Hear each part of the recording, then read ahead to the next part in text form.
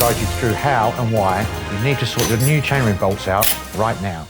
At some point, you're going to need to replace your chainrings because you want to have different ratios or you've just worn them out. An easy job fraught with danger because 90% of novice and experienced mechanics alike don't plan for this when the chainset is brand new on the bike. As a professional bike mechanic of over 40 years, I know the chainset manufacturers make this job harder at production to save time and money.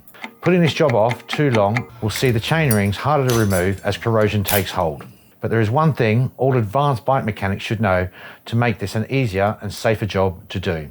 And once you learn it, fitting chainrings will go from ow to wow.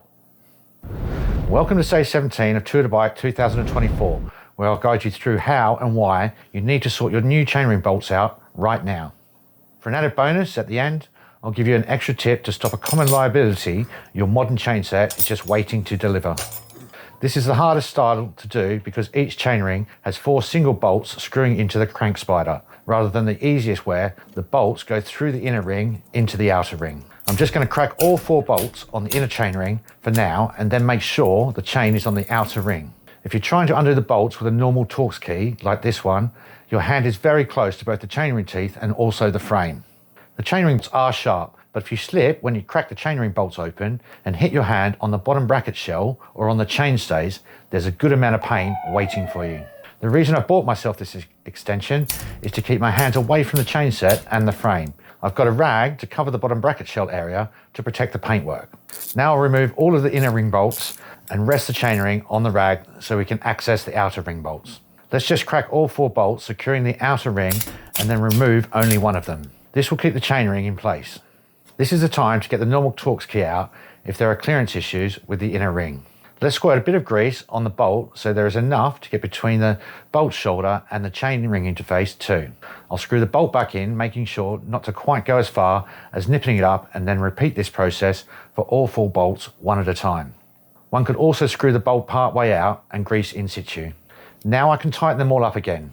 Normally, I would do this in a series where you do one, miss one. But as the chainring won't have moved, I'm going to go from bolt to bolt this time.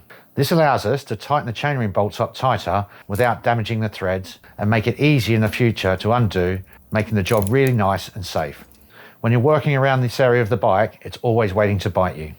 Let's wipe off any excess grease around the bolts, as there will be no access once the inner ring is back on. Get the inner ring and orientate it to the correct fitting position.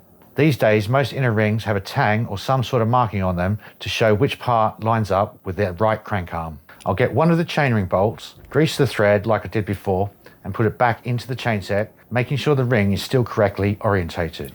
I'm not going to screw it all the way in, as we want all of them in before tightening up completely to make sure the ring locates properly. I'll turn the chainset carefully to make sure the rag doesn't move off the frame and go to the second bolt from where I started. I'll fit it in the same way with the grease thread and now remove the rag to make things easier.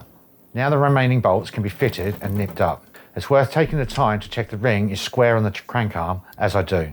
I'll lock them all up in a sequence mentioned earlier. Do one, miss one. Again, wiping off any excess grease around the bolts.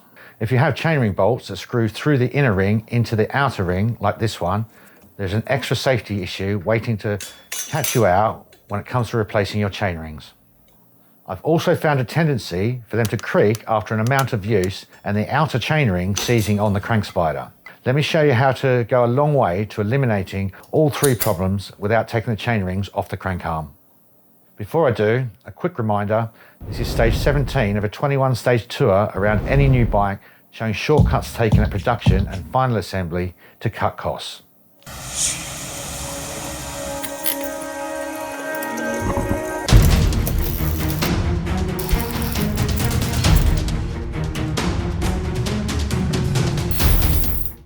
If you haven't already checked the previous stages out, take a look to see what else needs doing on your new bike before it's too late.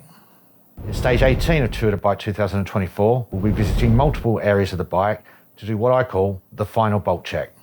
When replacing chainrings on modern style chainsets, I don't only grease the threads of the chainring bolts, I also grease the interface between the chainrings and the spider, because these sorts of chainsets can creak.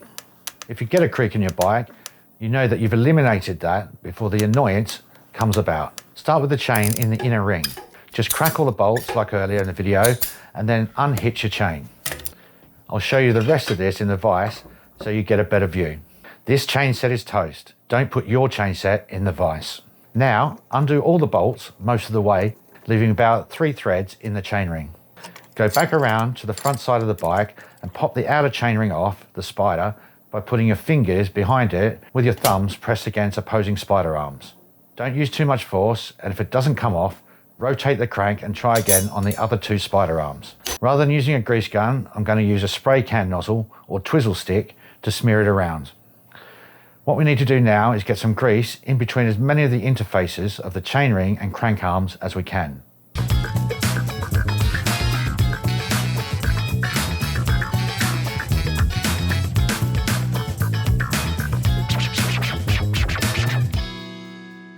When they are pushed back together, a lot of areas the excess grease didn't go in will be pushed in or squelched to.